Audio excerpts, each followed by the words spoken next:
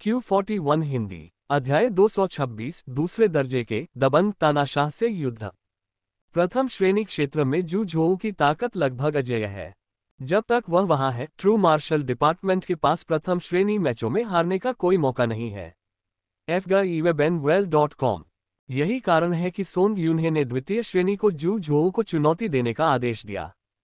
जू झोऊ की उपस्थिति में दिव्य मार्शल विभाग के पास प्रथम श्रेणी क्षेत्र में जीतने की लगभग कोई संभावना नहीं है, और यदि दिव्य मार्शल विभाग प्रथम श्रेणी मैचों में पूरी तरह से पराजित हो जाता है तो इसका पूरी प्रतियोगिता पर अत्यंत प्रतिकूल प्रभाव पड़ेगा।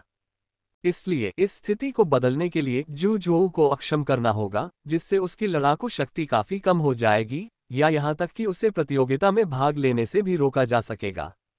जू झोऊ ने गहरी भौहें सिकुड़ी। उसके सामने एक अधिक महत्वपूर्ण प्रश्न था।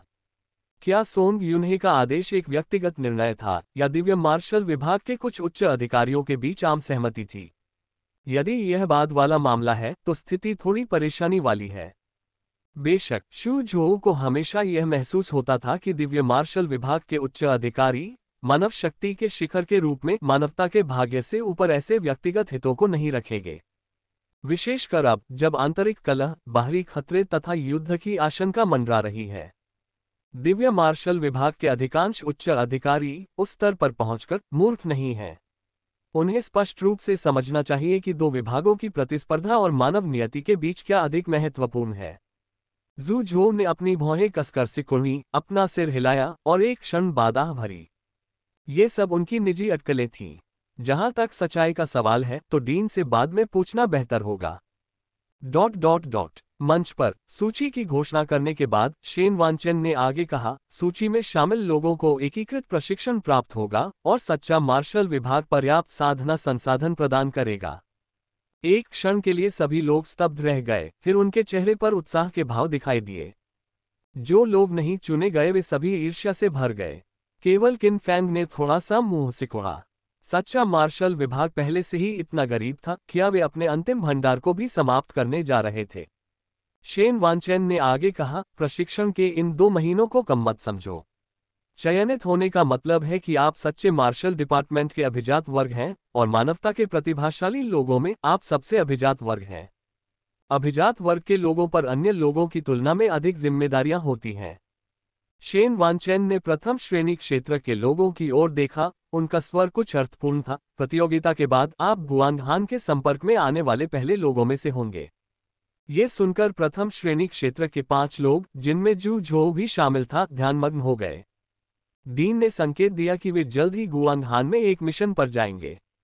सामान्यतः केवल द्वितीय श्रेणी के मार्शल कलाकार ही गुआंगहान के संपर्क में आते हैं तथा तृतीय श्रेणी के मार्शल कलाकार ही वहां मिशन स्वीकार करना शुरू करते हैं। यह एक पूर्णतया अपरिचित दुनिया थी जो खतरे और अराजकता से भरी हुई थी। डीन के शब्दों से जू झोऊ और अन्य लोग कुछ हद तक घबरा गए। क्या वे जल्द ही उस खतरनाक जगह पर जा रहे हैं?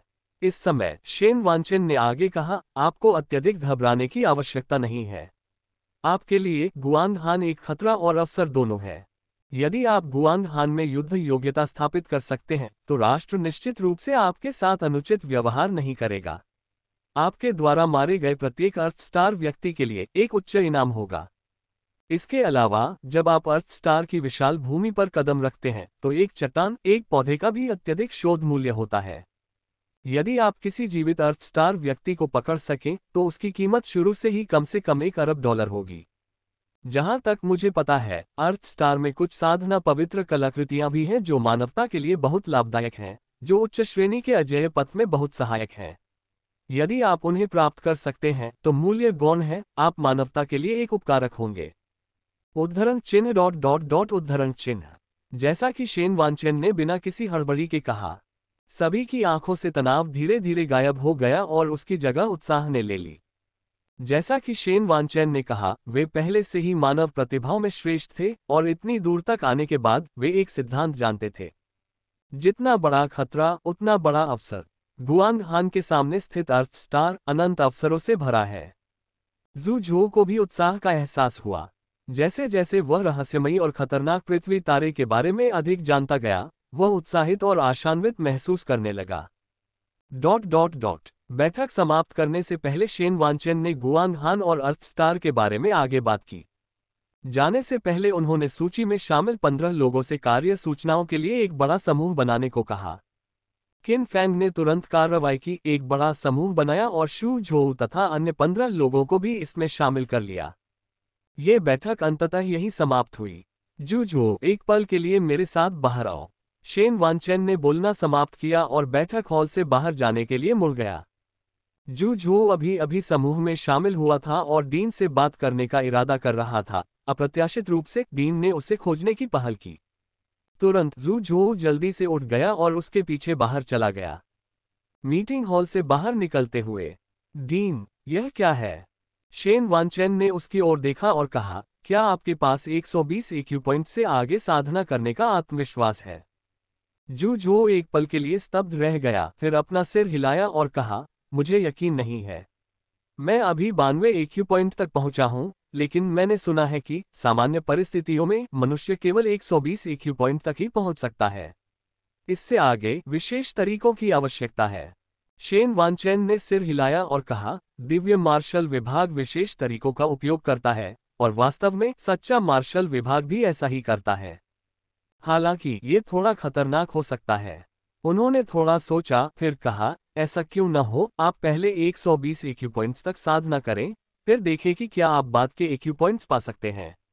यदि नहीं, तो मेरे पास आएं और मैं आपको पूर्व डीन के पास ले जाऊंगा। पूर्व डीन? जू झोउ थोड़ा हैरान हो गया। उसे याद आया कि वह पहले किन फैन के साथ पूर्व डीन के क्षेत्र से गुजर रहा था, जिसे बंद कर दिया गया था। ये पूरे ट्रू मार्शल डिपार्टमेंट में एकमात्र निषिद्ध क्षेत्र था। उस समय एल्डर यून नामक एक बुजुर्ग प्रवेश द्वार पर बैठे थे और उसे कठोरता से डांट रहे थे तथा पास आने से मना कर रहे थे। डीन, क्या आप पूर्व डीन के उस निषिद्ध क्षेत्र की बात कर रहे हैं? हम। शेन वानचेन ने सिर हिलाया, आह भरते हुए। वह निषिद्ध क्षेत्र कई वर्षों से बाहरी लोगों के लिए नहीं खोला गया है, लेकिन एक अर्थ में मानव उच्च श्रेणी की अजेयता का मार्ग इसके भीतर ही है। यद्यपि उस मार्ग में त्रुटियां हैं, एक भी गलत कदम अनंत नरक की ओर ले जा सकता है, फिर भी उससे बहुत कुछ सीखने लायक है। 120 EQ पॉइंट्स तक पहुंचने के बाद मुझे ढूंढना और मैं आपको मार्गदर्शन करूंगा। जू झोउ ने जो कुछ सुना उससे वह कुछ हद तक घबरा गया। क्या पूर्व डीन का निषिद्ध क्षेत्र वास्तव में मनुष्यों के लिए उच्च श्रेणी की अजेयता का मार्ग छुपाता है? इसका मतलब यह है कि इसके भीतर अकल्पनीय रूप से चौंकाने वाले रहस्य हो सकते हैं।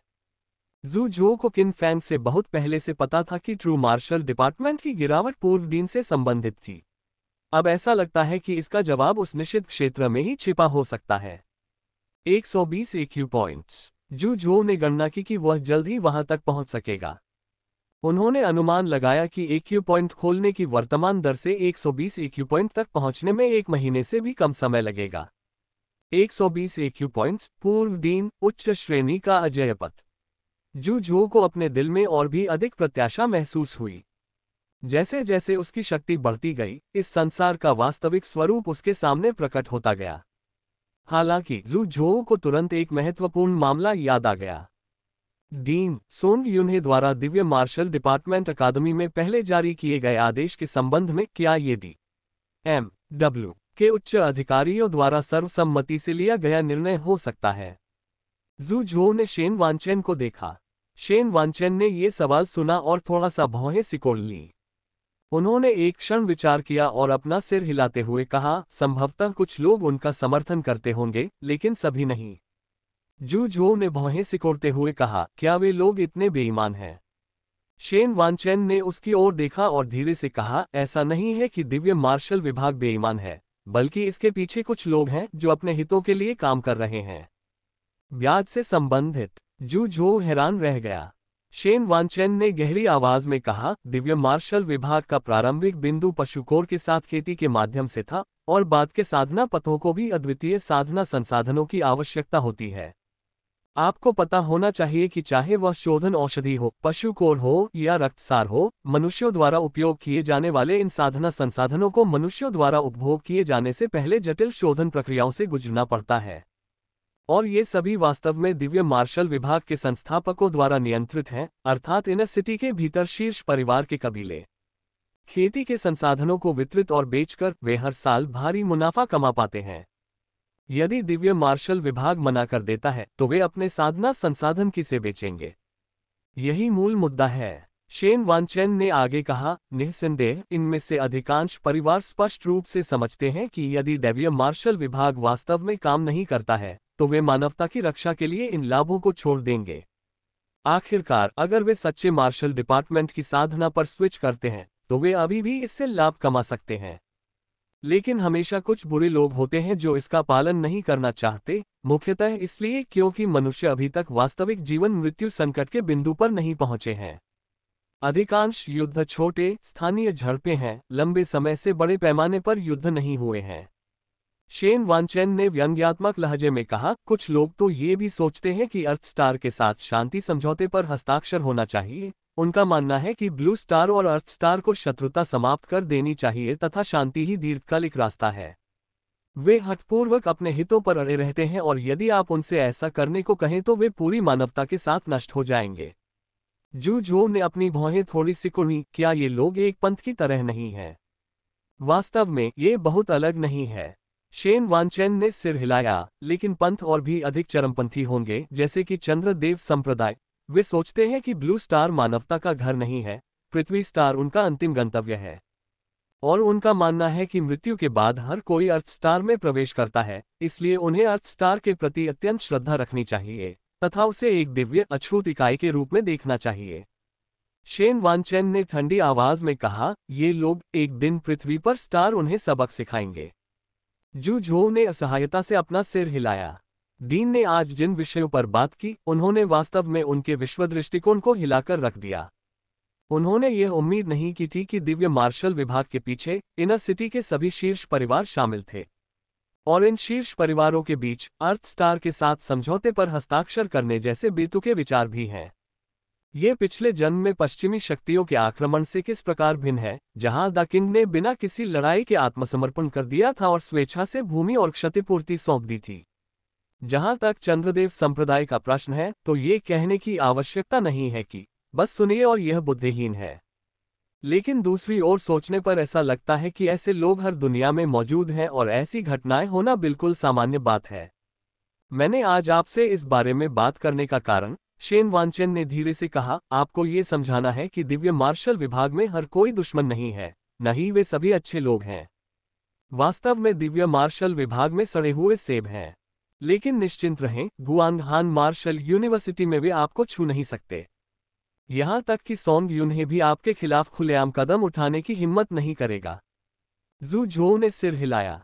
उस समय भले ही उसने दिव्य मार्शल डिपार्टमेंट अकादमी में ऐसा कदम उठाया था, लेकिन सोंग यून्हे उसे केवल दबाव से डरा सकता था और वास्तव में कोई कदम नहीं उठा सका। यदि कोई छठी श्रेणी का मार्शल कलाकार सचमुच प्रथम श्रेणी के खिलाड़ी के विरुद्ध आक्रमण करना चाहता है तो वह केवल एक सांस से उसे मार सकता है। शेन वानचेन ने जू झो के कंधे पर थपथपाया, आपको इन चीजों के बारे में चिंता करने की जरूरत नहीं है, साधना पर ध्यान केंद्रित करें। यदि आपके पास कोई प्रश्न है तो मुझसे पूछें, मुझे आपका ग्रैंड मास्टर माना जाता है। जू झो ने तुरंत सिर झुकाकर कहा, ग्रैंड मास्टर। शेन वानचेन ने दिल खोलकर हंसते हुए कहा, वापस जाओ और प्रतियोगिता की तैयारी पर ध्यान केंद्रित करो। जब तक तुम 2 महीने बाद प्रतियोगिता जीतते हो तब तक दिव्य मार्शल विभाग के वे सड़े हुए लोग तुम्हारा कुछ नहीं बिगाड़ पाएंगे। तब तक देश भर के सर्वोत्तम संसाधन हमारे ट्रू मार्शल डिपार्टमेंट में आ जाएंगे। उन शब्दों को सुनने के बाद जू झो भावुक हुए बिना नहीं रह सका। वहीं उन्होंने शेन वानचेन को अलविदा कहा और जाने के लिए मुड़े। ...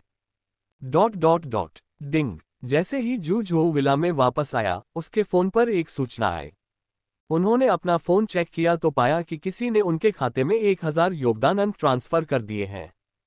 हम जू झो ने अपनी भौहें थोड़ी ऊपर उठाई, ली रुक्सी ने इसे स्थानांतरित कर दिया। उसे जल्द ही एहसास हो गया कि ये दिव्य मार्शल विभाग के उन 10 प्रतिभाशाली लोगों को हराने का इनाम होगा।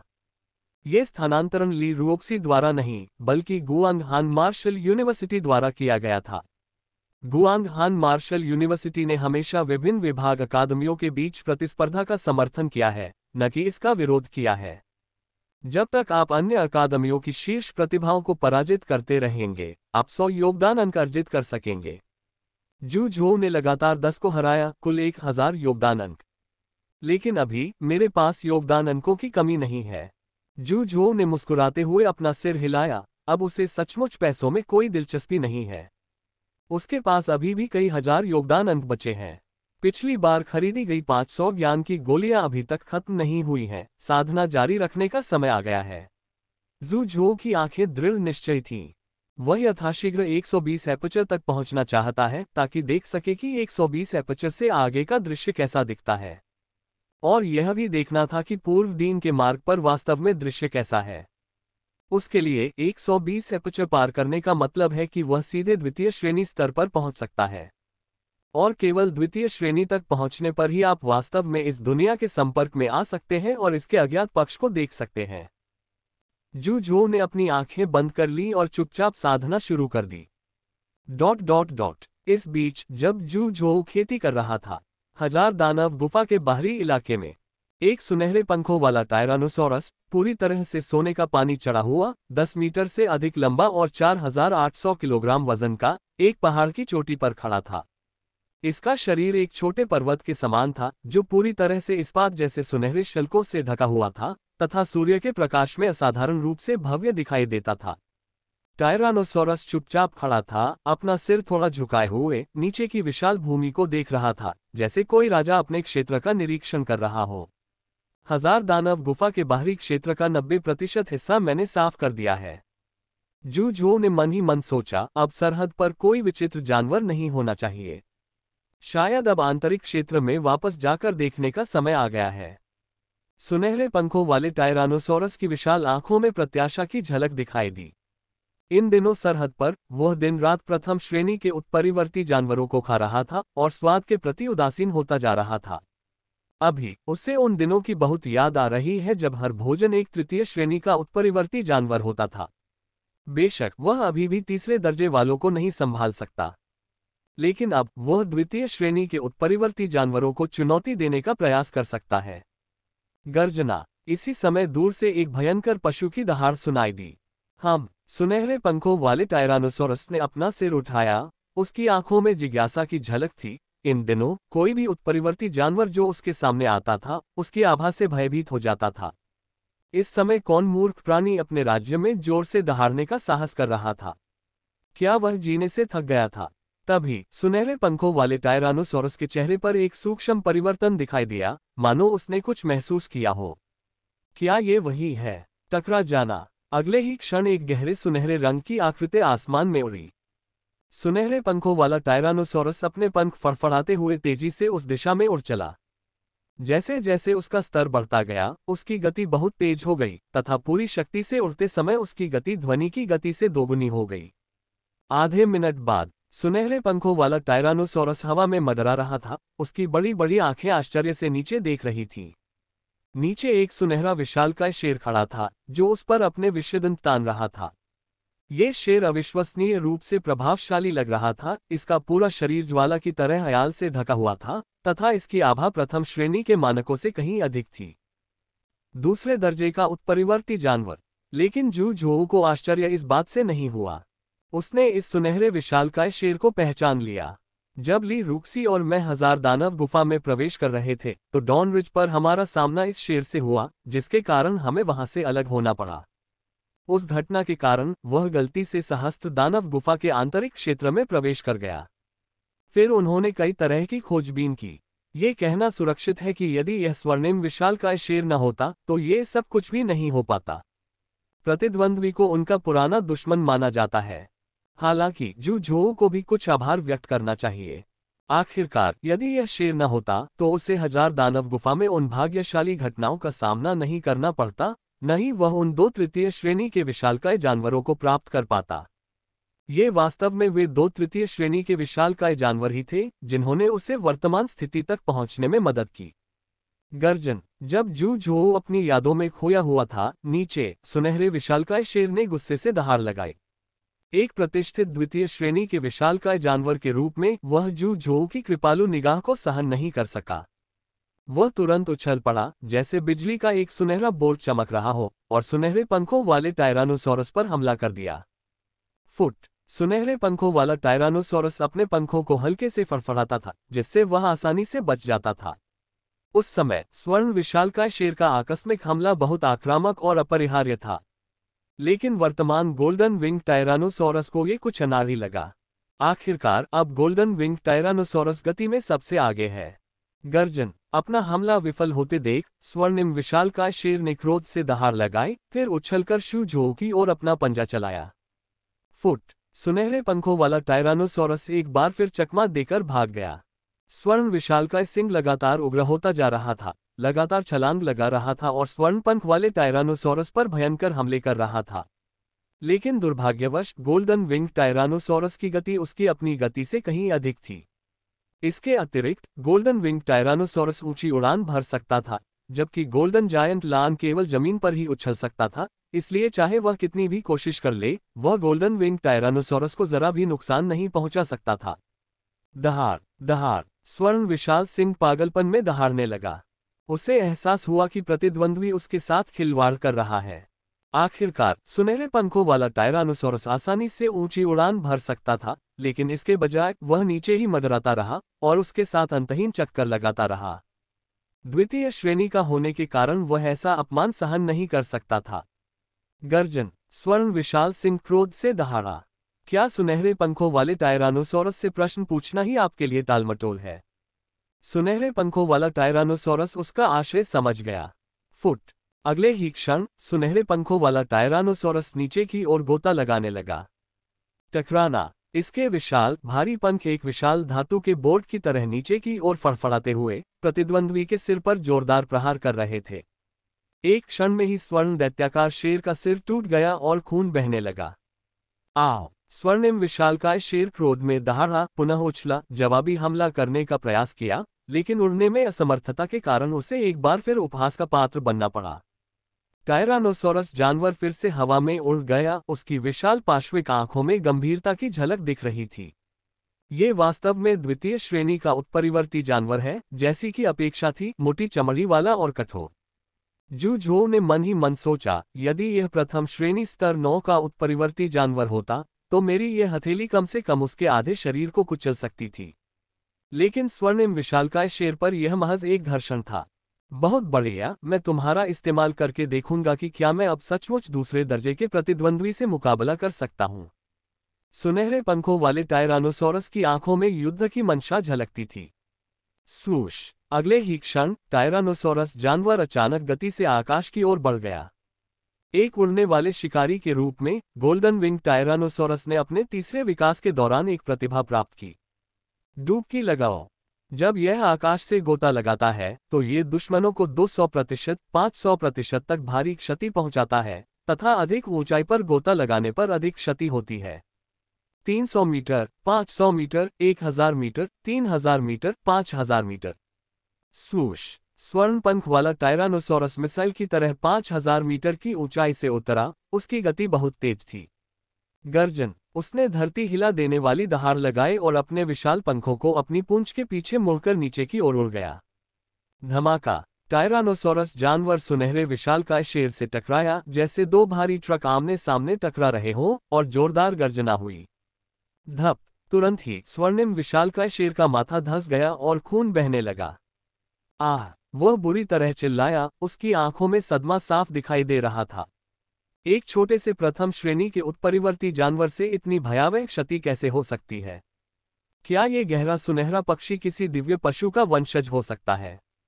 गर्जन। अगले ही क्षण स्वर्णिम विशालकाय शेर उन्मत्त हो गया और उसने शू झोऊ की ओर अपना पंजा बढ़ा दिया। सुनहरे पंखों वाला टायरानोसॉरस अपने पंखों से जवाबी हमला करने के इरादे से पीछे नहीं हटा। फुट। लेकिन अगले ही क्षण सुनहरा विशालकाय शेर अचानक मुड़ा और पीछे देखे बिना ही भाग गया। जू झो अचंभित रह गया। क्या उसे सचमुच उम्मीद नहीं थी कि कभी राजसी रहा गोल्डन मैन शेर सचमुच बच निकलेगा? ये सच नहीं हो सकता, वह तो सिर्फ प्रथम श्रेणी का है और प्रतिद्वंद्वी तो द्वितीय श्रेणी का है। वह राजसी और दबंग छवि कहाँ चली गई? बूम। अगले ही क्षण सुनहरे पंखों वाला टायरानोसॉरस आगे बढ़ा और उसका पीछा करने लगा। चूंकि उसने उससे लड़ने से इनकार कर दिया, इसलिए उसे मारना ही एकमात्र विकल्प था। वूश। सुनहरे पंखों वाला टायरानोसॉरस बहुत तेज था, उसने कुछ ही समय में सुनहरे विशालकाय शेर को पीछे छोड़ दिया। अपने पंजे के एक झटके से 1 लाख किलोग्राम का बल लाकर वह शेर की ओर टूट पड़ा। आओ! सुनहरे विशालकाय शेर ने एक दयनीय चीख मारी, उसका शरीर जमीन पर लौटने लगा, उसकी पीठ पर एक भयानक घाव दिखाई देने लगा। उत्परिवर्ती जानवरों के बीच लड़ाई में सबसे बुरी बात थी लड़ाई से पहले ही हिम्मत हार जाना। एक बार गति खो जाने पर इसे उल्टना बहुत कठिन था। स्वर्णिम विशालकाय शेर का मानना था कि शू झोऊ में दिव्य पशु का खून है और इस प्रकार उसने लड़ने की इच्छा खो दी। उसी क्षण से इसका भाग्य तय हो गया। freewebnovel.co 40 मिनट बाद क्रंच! सुनहरे पंखों वाले टायरानोसोरस ने शेर की गर्दन को काट लिया, उसकी आंखों में थकावट झलक रही थी। आखिरकार ये तय हो गया। इस द्वितीय श्रेणी के उत्परिवर्ती जानवर की जीवन शक्ति वास्तव में दृढ़ है। हालांकि लड़ाई में बढ़त थी, फिर भी जू झोऊ को इस शेर से निपटने में 40 मिनट लग गए। सुनहरे पंखों वाला टायरानोसोरस जमीन से उठ खड़ा हुआ। लेकिन कम से कम मैंने व्यक्तिगत रूप से एक द्वितीय श्रेणी के उत्परिवर्ती जानवर को मार गिराया है। टायरानोसोरस जानवर की विशाल आंखों से तेज रोशनी की एक किरण गुजरी।